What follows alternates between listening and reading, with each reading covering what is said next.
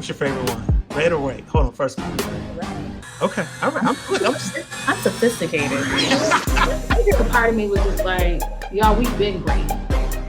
You're just now figuring it out, but we've been great. That's who we are. It's in our DNA. To like do my Colossus Deadpool like impersonation, 1 or 2 moments, right? It's. And I'm sitting there in my head going, I wonder if I can somehow sniff the traffic going from the armband. It's got to be talking to an API or something. To the next cocktail, to the next conversation. What's going on, C3 Squad? Welcome back to the C3 podcast. You know, it's your boy, your cousin's uncle's favorite host, David Lee, and I'm here with special guests because you guys know what it is. I tell everybody in the C3 Squad, all my guests are special. But look, this guest today, man, I don't even think special is the word for it. We got a powerful guest today. That's how I'm gonna put it on. It's a powerful guest today, and we about to get into a very powerful topic. And I'm so thankful that a buddy of mine linked me up with this brother and to have this conversation. So C3 Squad, welcome Mr. Phillip Cooper. But I'm gonna let him tell you all about himself and what his real name is because I love it. Yeah, man. Thank you for having me, man. And shout out to DJ Best Believe, man. You know, for connecting us, man. Powerful man of God, you know, kingdom man, all about the hip hop, Christian hip hop, bridging the gaps. You know, I love and respect for him. But yeah, I go by the name ChangeAgent Cooper. That's right. Yeah. I'd like to go by that name like since when I was in college. I remember in the human services program when I first heard that lingo, change agent, it stuck with me, bro. And that's going all the way back to like 2012. I remember reading that in a human services class, and it just stuck with me. And I started going by ChangeAgent Cooper.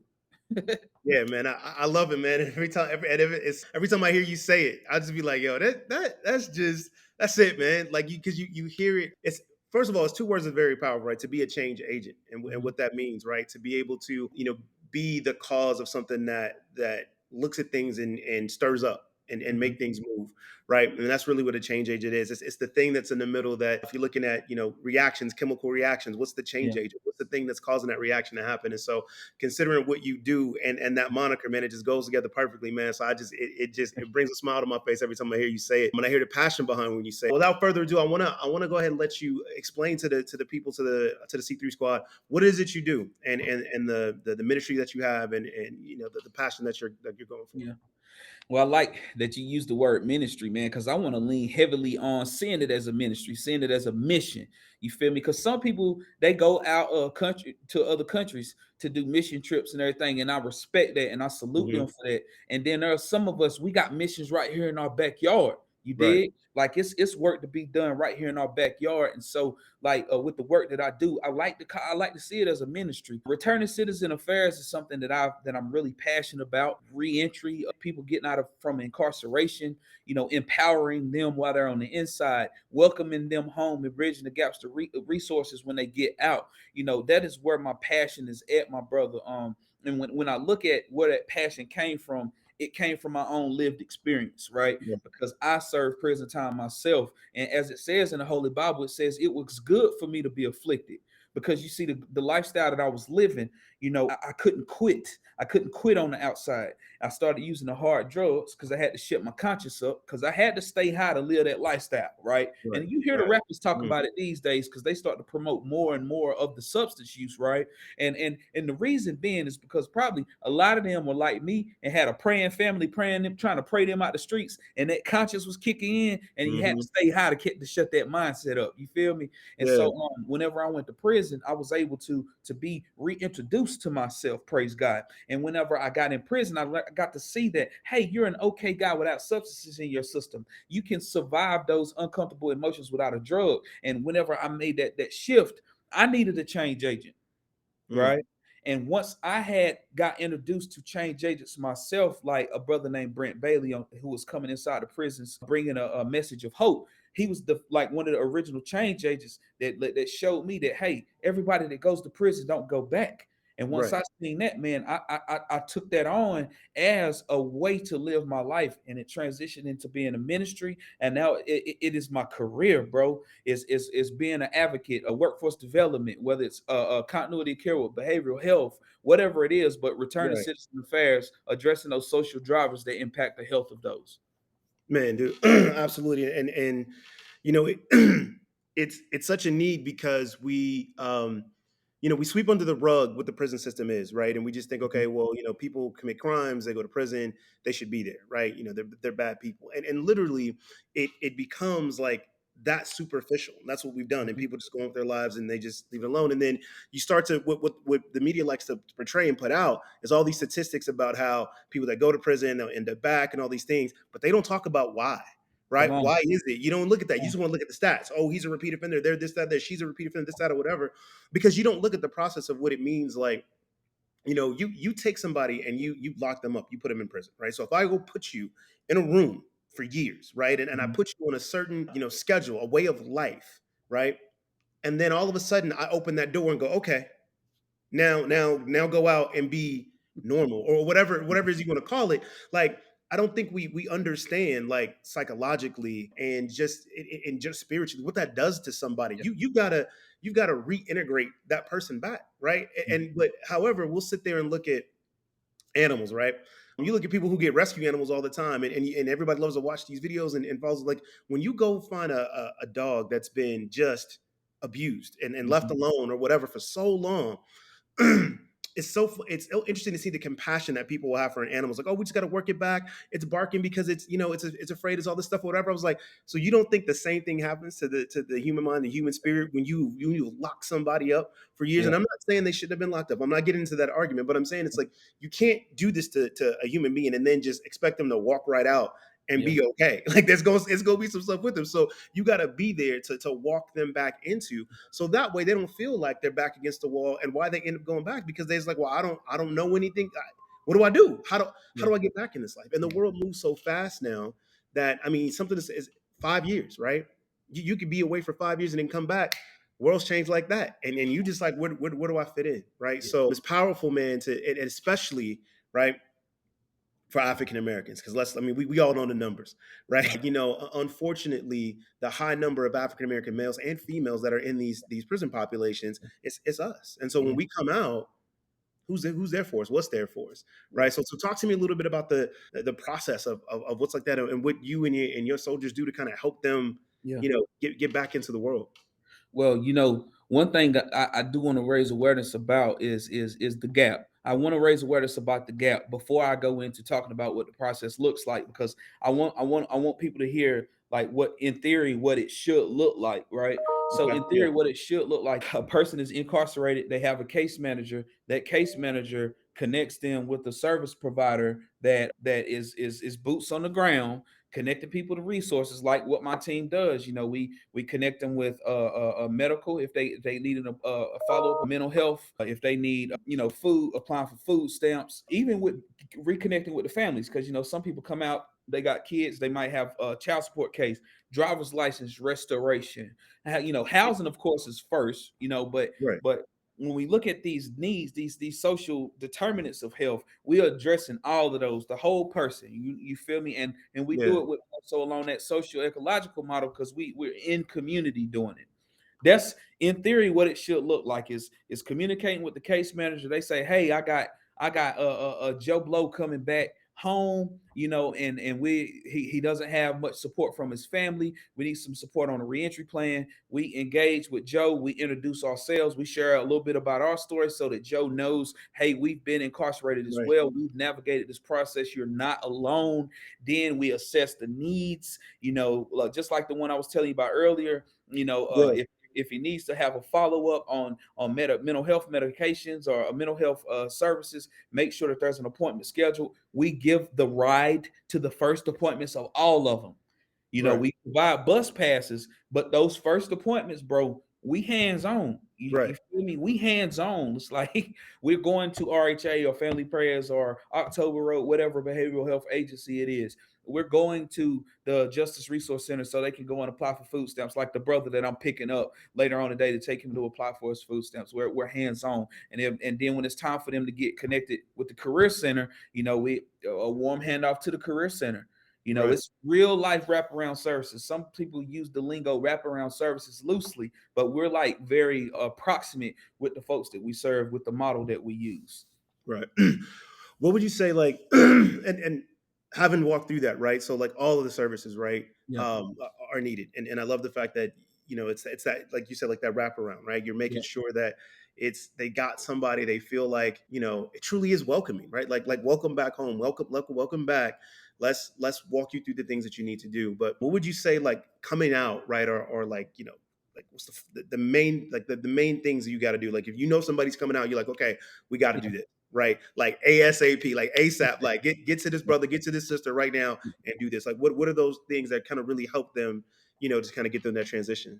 So we're gonna assess their needs. So housing typically is the first one, and with the home plans that they have from prison, they at least got to have housing. So that's one thing Right. that case managers will tackle, like whether they're getting them into a halfway house or they're turning them loose to a family member. This brother somehow that I'm serving now, they turned him loose to a hotel room. I'm gonna investigate more about that. I don't know if they released him to a shelter and he changed his mind or whatever, but housing first is great.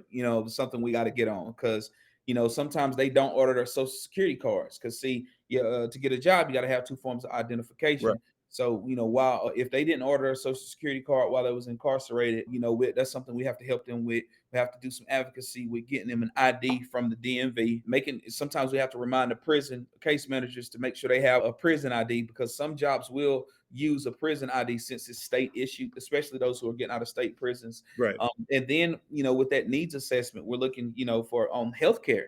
Healthcare is a major one that people overlook, right? And especially with mental Right. health, because like with us, we already had that stigma attached to mental health in the Black Mhm. community that needs to be addressed. So we sometimes don't see that as priority. But when we don't see that as priority and life shows up, we tend to self-medicate. And Right. sometimes the stuff that we self-medicate with are the very things that lead us to committing crimes. Right. It's a vicious cycle. So we're assessing for healthcare, including, whatever it is that they need for mental health. We talk about, if they worked a job while they was incarcerated, because there's a lot of people that work while they in prison. And all of those jobs that they work while they was in prison goes on a resume. So we're assessing, what their skill set Mhm. is, asking about their family. Do you have kids? Do you have a kid? Did you ever be on child support before? Because we know we want to bridge those gaps as well. Right. Because you don't want that sneaking up on you and catching you like, Exactly. oh, Right. where Right. that come from? And even sometimes having to be a mediator. And with us being, looking at the social ecological model, person in environment, we know many other people in our community, right?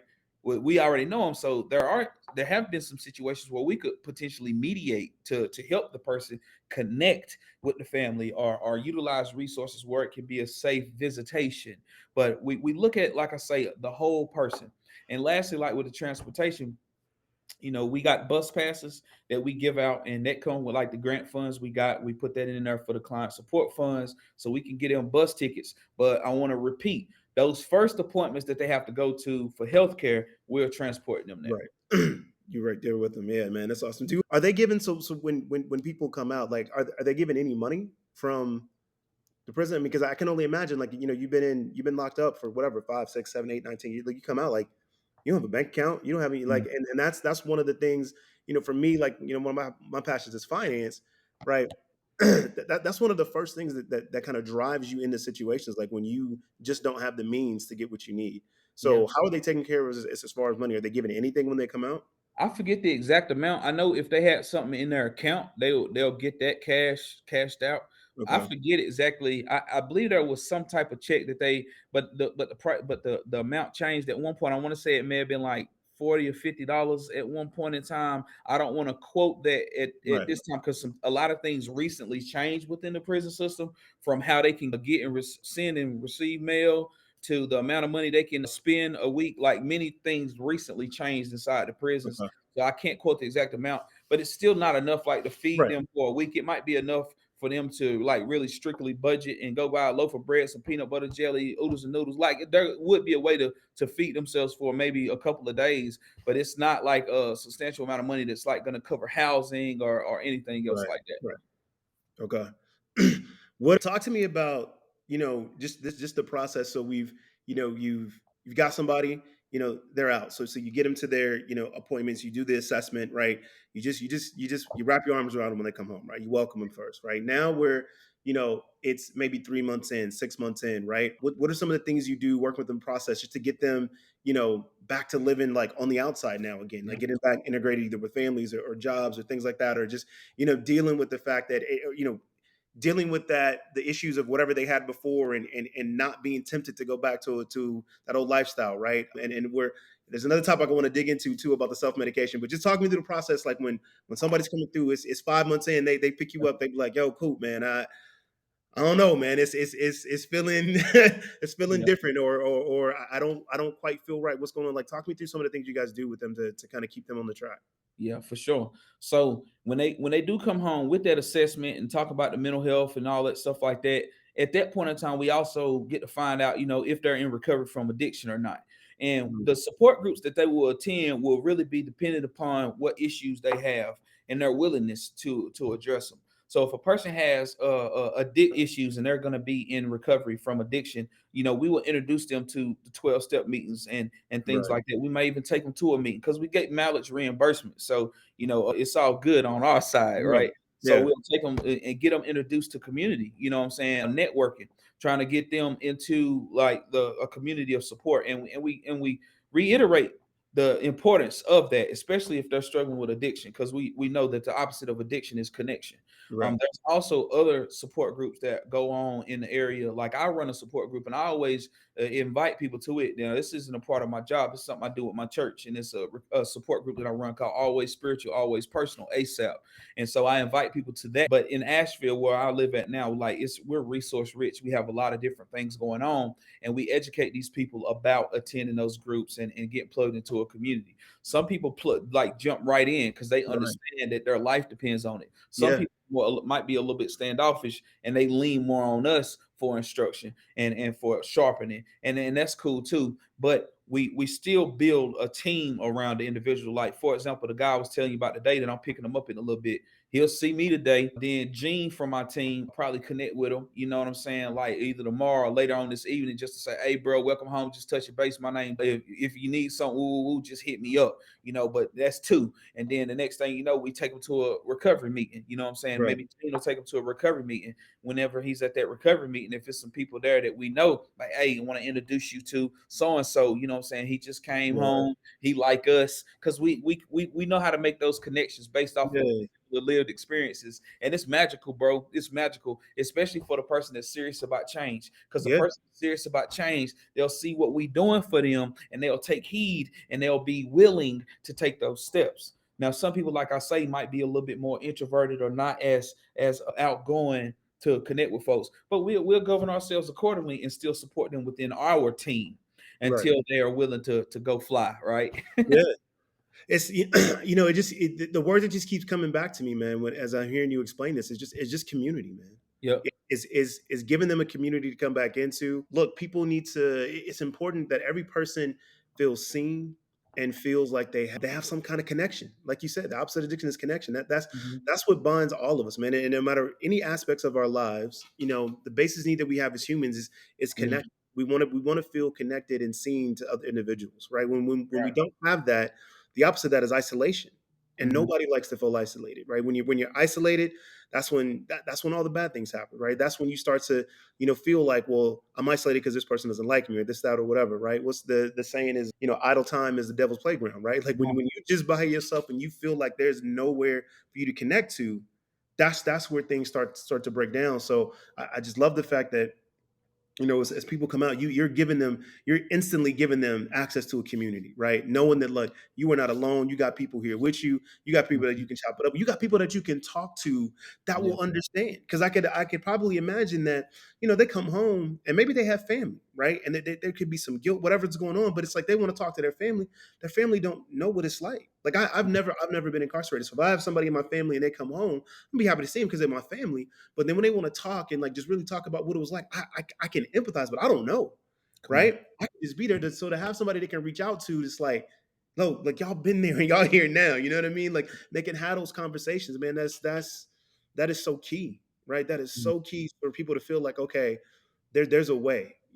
There's somebody that gets me, that relates to me, and while I may think right now that I might not be able to get there, I can look at change and be like, but he been there. and look, you know, and he there now, and he there for me, and I got this person, I got that person, man. So man, it's just it's powerful, man. So talk to me about like a little bit about the organization you have right now, right? The you know, we've talked about the process, what you guys do, but let's talk about where you guys are right now and where you guys want to go. What are some of the next big things that you guys want to start taking this to?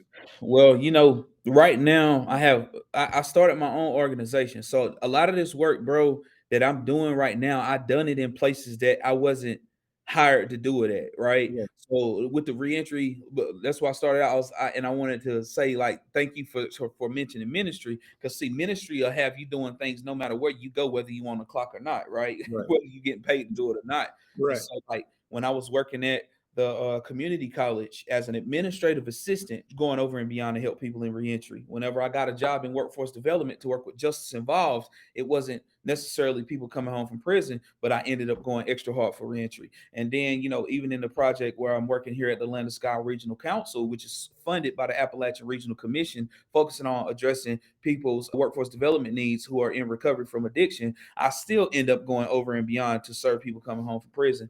I recently started a nonprofit called Operation Gateway, and our mission is, decreasing recidivism by addressing the social determinants of health of returning citizens. And we put in a proposal to the county for American Rescue Plan Act dollars. Hopefully, it will be successful, and then I'll have a team of community health workers working directly under me, being the executive director, providing these same services that I keep going over and beyond providing at places where I wasn't hired to provide them. right, And if and I'm grateful to have the flexibility and the bosses that I have here that see the need, right? And say, Philip, do what you got to do. Just make sure you get what you need to get done here, but do what you got to do for the community. You feel me? And it takes those strategic partnerships, those people who are compassionate and willing to lean in and provide the flexibility and not try to put me in a box.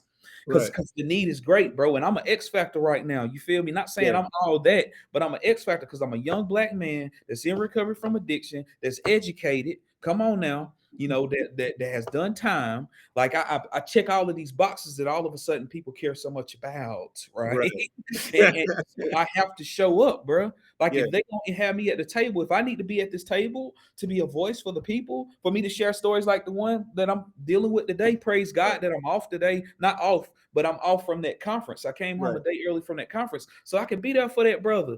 That brother is by himself. He was released with no follow-ups, fam. No follow-ups. So I went on that tangent, my bad. But to your point, good, man, about good, to your point about what we're looking forward to is having, Operation Gateway being that organization that is addressing that, and it is fully dedicated to improving the process. Like it's not just something that you're going to do as time allows from your full time, but this right, is exactly what you're doing. This is right, exactly it. And so that's what I'm looking forward to. And as far as scaling up, man, I don't know what the Lord has planned, but I do know, man, when I be speaking at these conferences, I'm starting to meet more and more people who are more interested. Like even with folks that have utilized this model that I shared about to get resources to do it in their backyard. That's one thing that I'm doing right now with an organization called United Way of Rutherford County. Like my very ideas, I'm basically sharing, and they paid me for it. It ain't like they just not paying me, like kind of like consult. right, It's not really as much consulting because I still do some hands-on supervision. right, But with that, they took these gaps that I've been sharing about in this process, and they were able to get resources to serve the returning citizens in those rural counties. So I don't know what the Lord has planned, but I will say that more and more people are starting to see this model as something that can work in their backyard and start implementing these processes. And then they're giving me the kudos, which is getting me to meet the right people. I have not met all the right people yet because, like I say, bro, I'm still fighting for enough resources to serve these folks and fighting to improve the process. But at some right. point in time, Van Jones and Jay-Z and all the right people gonna be like, who is this country brother from North Carolina? Man? He popping.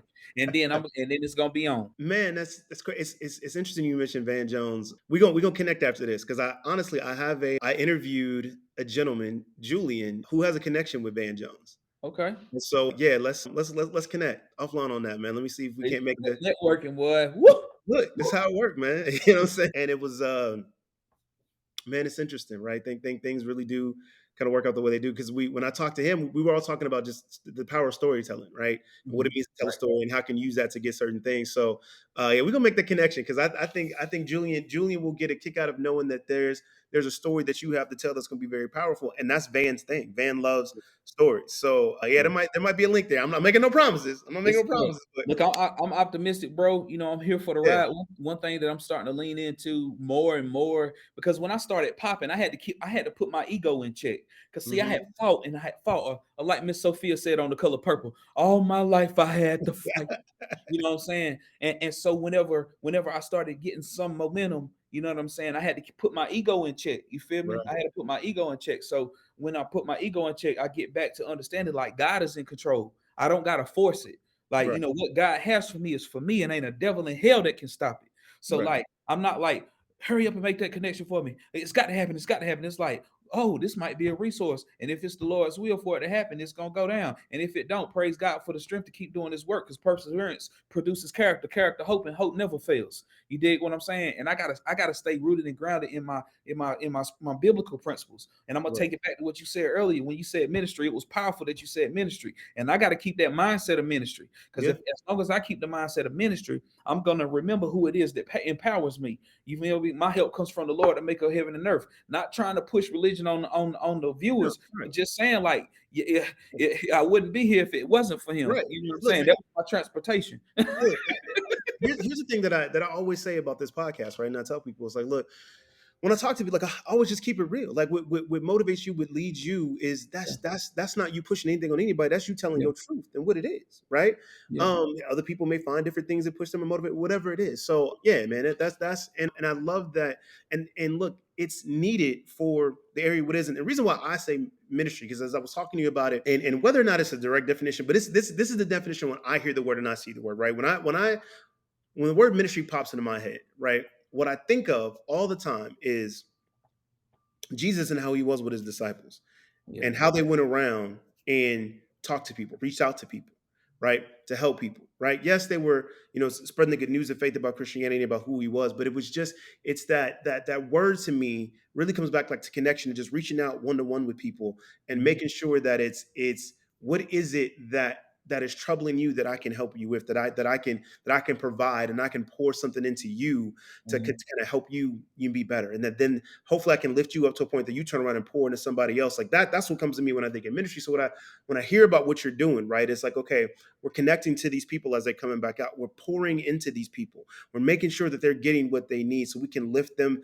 back up. So that way at some point they will turn around and do the same thing. Right. And now it starts to become, this kind of this self-fulfilling thing where it's like, each one teach one. Right. So it's like you help one. Now this person comes back, they get themselves together, they help somebody else. Right. And maybe it's not they help them directly the same way you're doing it, but it could be anything. They could just meet somebody on the street and the guy tells them, like, man, I just got out. And they'd be like, yo, let me go take you over here. Let me buy you a meal. Let me do this or whatever. Like now they're pouring into why? Because they got something to give. Right. You cannot pour into somebody if there's nothing in you to pour. Right. That's what happens is when people come out from this, right. And you've had things taken out of you. Right. So I can only imagine. Right. So this brother that you're going to meet today, right. By himself in this motel, like he is empty. Right. Like and he's trying to find a way like to fill his cup back up.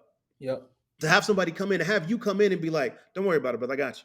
Let me just pour this into you right here. Right. Let me pour love into you. Let me pour connection into you. Let me pour community. Let me pour respect back into you. Let me pour the taking the weight of guilt of like you out. It's over. Now let's start going towards, right? Now you're pouring into this brother to start to say he can look and walk around the world and be like, okay, I'm good. Right. You know what I mean? I feel like I'm back, I'm whole, and now I can start doing other things. Because when people feel less like people, when they feel like they're not complete, they feel like they're not whole, that's what leads them to do whatever, all these other things that make the decisions, because they're trying to complete something, and they don't really quite know what that is, right? And it's interesting, like when you were talking earlier about like, like the abuse and self-medicating, right? And you kind of had to medicate with certain stuff to kind of to keep you in that mindset of doing the things you were doing. What came to my mind was, and as I talked a little bit to DJ Best Believe about this. I watched a documentary on Juice World, right? The young man that was a rapper, and just like I remember telling him I couldn't watch the whole thing because all I saw the entire time was a young boy in pain medicating himself with the drugs and all this other stuff because he had so much that the young man was so smart and had so many things that he didn't know how to deal with it. And he Mhm. was just medicating himself to stay like in this kind of trance-like state because he felt like that helped him express these thoughts better, which Mhm. then led to him being able to this rapper and all this stuff or whatever and all these things that came with it. And he just kept medicating himself. And to watch everybody around him like watch this brother just basically kill himself, Come on. right? It was Come on. heartbreaking, man. I was like, because all this kid was crying out the entire time. It just wasn't in direct signs. He wasn't saying, "Hey, I need help, help me," but he was by just. I mean, I didn't even know the kid. I didn't know anything about him. Wasn't my Yeah. thing. I was like mumble rappers, but as soon as it turned on, I was like, everybody talking about Juice WRLD. Let me watch, dude. I'm telling you, 5 minutes. I was like, this kid is he's crying. He's Yeah. crying out loud. Like y'all don't see this. Like how you gonna say y'all his boys and y'all with him, but y'all don't see this? Yeah. And to me that's a microcosm of what happens to a lot of people when you get faced with things that you don't understand. There's trauma, right? Going to prison is traumatic, period, right? I'm not even getting to like you did something wrong, whatever, but like this, it was purposely set up that way to try and rehabilitate you. That was meant to be. Like, okay, somebody Mhm. did something wrong. Let's rehabilitate them by taking things away and then building them back up. That's what it was supposed to be. And it Yeah. hasn't. We're not gonna get into discussion of what it is now, right? That's a Come on. different podcast, right? Come But on. the point is that's trauma that somebody has been through, right? You have to treat trauma. You just can't let it sit there Mm. because what happens is right we see the things that we see. People just find other ways to Yeah. mask and deal with the things that they're going through because they don't know any other way to deal with it, right? Which is why to me I'm seeing that it's so important, especially in our community, Yeah. right? Because we have way too many African Americans incarcerated. We have way too many fathers locked up. We have way too many sons. We have way too many daughters and mothers locked up. And when they come out, how it tears down our families because they have no way to get back. And Come then on. it starts passing down on and on and on. Because as a boy, I saw my dad get arrested. I saw him deal with the streets in and out or whatever. So then I'm gonna do the same things he did because he didn't know how to deal with it. So I don't know how to deal with it. So then now I end up in the same position. And so what you and your organization do, man, you're breaking those quote unquote generational curses. But when they come out, having them a way to kind of get back in society. All right, now I'm done preaching now. So No, it's all good, and I appreciate you sharing that Juice WRLD. That's what I just wrote down when you was talking. I wrote that down, and I just came up with an idea because this is how my wheels always turn. I'm probably gonna get a couple of Juice WRLD t-shirts and maybe wear them and start raising some awareness on social media. Like, hey, the reason let people know why I'm wearing it and raise more awareness by way of him because he was very popular, right? yeah, And what you share right now that can reach the younger generation. You know what I'm saying? Because I too kind of steered away from the mumble rappers and stuff like that. You know, there was a couple of them that I could listen to something like some of the quote unquote pain music, right, but at the end of the day, man, like people are gonna self-medicate, and that leads to look what happened to him. He's yeah, the perfect example, right? He is the perfect example of self-medicating. And at the end of the day, it's gonna take us being very loud about it, though, bro. We're gonna have to recover out loud, like from the addiction, co-occurring disorders, whether it's a person on drugs or a person that have mental health conditions or both. You know what I'm saying? We're gonna have to start recovering out loud, normalizing treatment, yeah, normalizing healing. Like Taraji P. Henson is a spokesperson for it. I know Charlamagne the God was doing some talking more about, mental health, and we got to keep it hot. We're gonna yeah, have to keep it hot, and we're gonna have to keep it hot on social media because for a lot of folks, that's where they get everything from the news to right, the entertainment, everything they get it on social media. So we're gonna have to take off. We might need to get somebody to invest in getting on YouTube, some of these YouTube commercials, because I've seen plenty of YouTube commercials come on, and you see the same ones to the point to where it's like, damn, I want to check that out. So I feel like that's something yeah, that we might need to invest in as black, some of these black celebrities and stuff, maybe invest into getting some more of this content out on the YouTube commercials and everything, because it's gonna take a collaborative effort to yeah, really have an impact on it. And these young folks they're using substances at younger ages now. But it goes right back to what you said about single parent households. You feel me?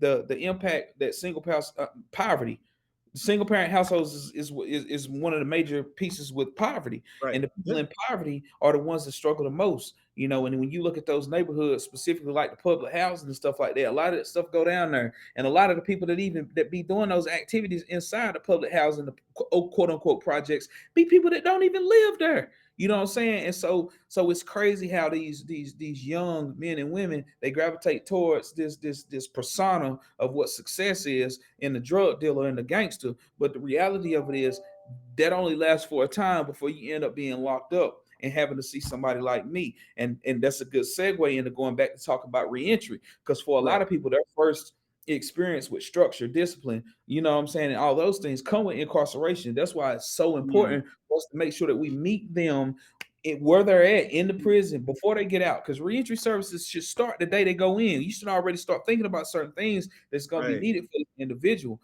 And so, encouraging them to participate in programs and classes, because they got some stuff going on in the prisons, but encouraging them. And a lot of times it needs to happen from the outside, because people on the inside, if they ain't hearing from their family, hearing from somebody from the outside helps their self-esteem, their motivation, because it reminds them they're not just a number. You dig what I'm Right. saying? And so Right. it's ways to do this, man, and it can happen. It is going to take a reinvestment of resources. I will say that. And some people don't like to talk about the resources because some of the people in positions of power, you know, they got their preferences for partners and stuff like that.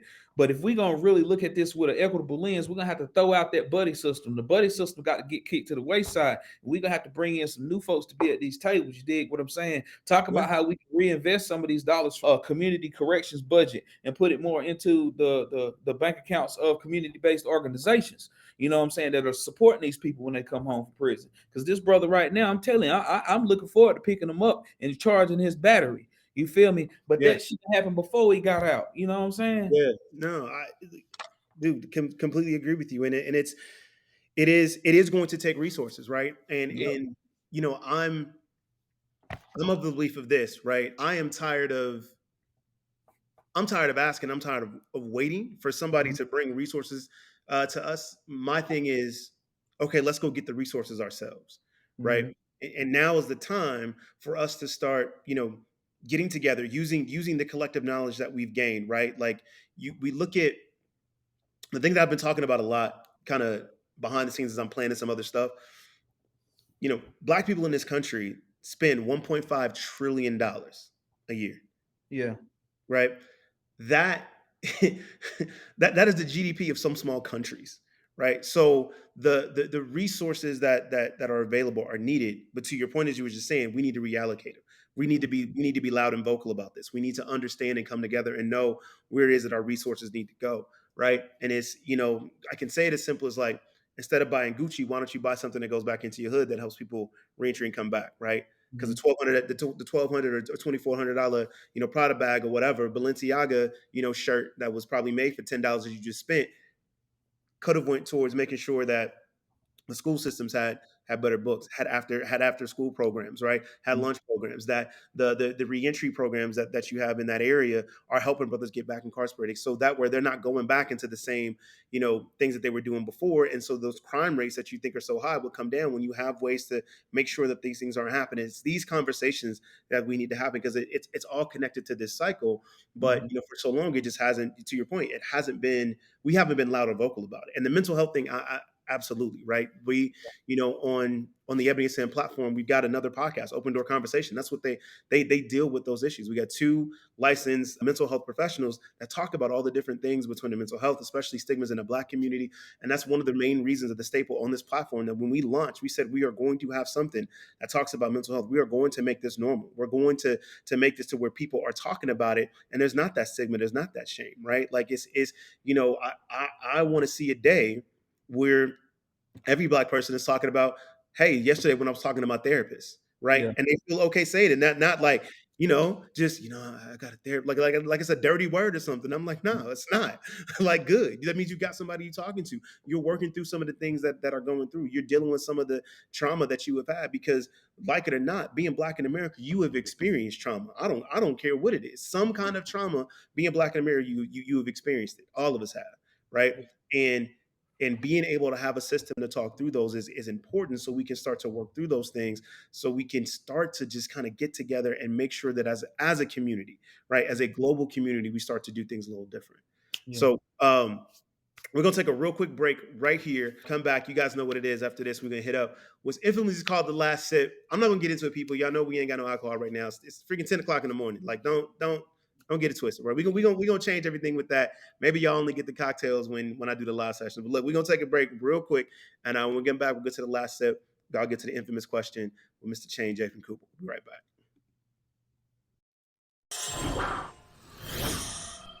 Hey, what's up, Street 3 Squad? Thanks for tuning in.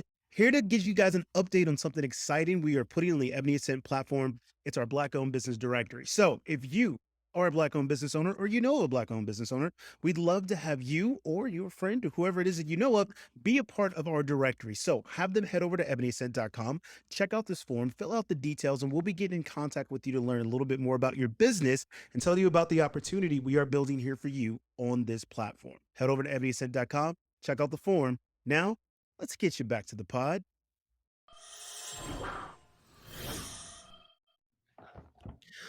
All right, you guys, welcome back. So C3 Scott, y'all know what it is, right? You know, every podcast, I end it with the same thing, right? It's the same question. I ask everybody this. What do you want your legacy to be? Wow. What do I want my legacy to be? Well, I'll put it like this, because I want everything with me to be kingdom, moving forward in my life. I want it to be like he preached Jesus and he lived like Jesus. That's what I want it to be. Because the way that we read about Jesus and what I believe about Jesus, and even other religions, like everybody don't believe he rose from the dead. I do, but Right. there are other religions that believe in Jesus and believed he was a great individual, right? So I want people to say, he preached that Jesus and he walked that talk. He talked that Jesus, but he walked this talk. He walked this talk. That was the lesson. and they can cue the Migos. Walk it like a talk. The edited version. Yes, sir. Integrity is everything, fam. It's everything, man, and especially for our people, man. Because like Right. one of the key, and let me just say a little bit about, and I know what your question was, but it's a credential called community health worker, and that's what I am, a community health worker. Mhm. One of the key pieces of being a community health worker is the word trust. It's a person who is from a community or uniquely connected in a community that is trusted, and integrity is what I want to be known for. Is for that. He walked this talk. I Right. want to be the same person that I am in the boardroom, that I am in the church, that I am in the high schools, that I am, what I'm saying, on the street, that I am in the house. You feel me? I want to be that same person with my family that I am with the returning citizens, that shows up and shows out. If he say he gonna do it, he gonna do it. Right. So the legacy, with all of that being said, is he walked this talk about Jesus. All right, man. That's powerful, my man. So let the people know, man. Where can they get at you? Where can they reach you? Is there websites where they can, if they want to donate or help out, man? Just now's your time. Just get a shout outs to socials, all that good stuff. Yeah. So I'm on LinkedIn. I do a lot of networking on LinkedIn. Change Agent Cooper on there. I'm on Facebook. You can look me up / I believe it's Change Agent Coop. I'm also on Instagram, Change Agent Cooper. As far as Operation Gateway, which I mentioned earlier in the interview, we recently started that up. We don't have a website yet, but we do have a bank account. So if you would like to donate to Operation Gateway, which is a 501c3, you can just reach out to me on the social media platforms, and I'll get you the seamless instructions for you to make that donation. And other ways, like just keep me prayed up. If you're a believer, pray for me while I'm out here fighting, because I know that my help is not just me. It comes from powers that are greater than me, and I want to continue to depend on those powers so that I can do superhero stuff, because I am a human, but superhuman things get done whenever empowered by the higher power. There you go, man. All right. Now, look, for the C3 Squad, I'll make sure that in the description you got see this podcast. I will drop all of his socials, contact information. And of course, if you're watching this and you're just like, hey, I remember seeing that, hit us up. Hit us up. We'll make sure you get in contact with him. So, look, Change Agent Cooper, my man. Appreciate you coming through. Appreciate you just dropping knowledge on the C3 Squad today, man. You've got a busy day. You got an important thing you got to go get to. So we're going to let you go get it. Thanks for coming through. C3 Squad, y'all know what it is. To the next cocktail, to the next conversation. Y'all stay safe.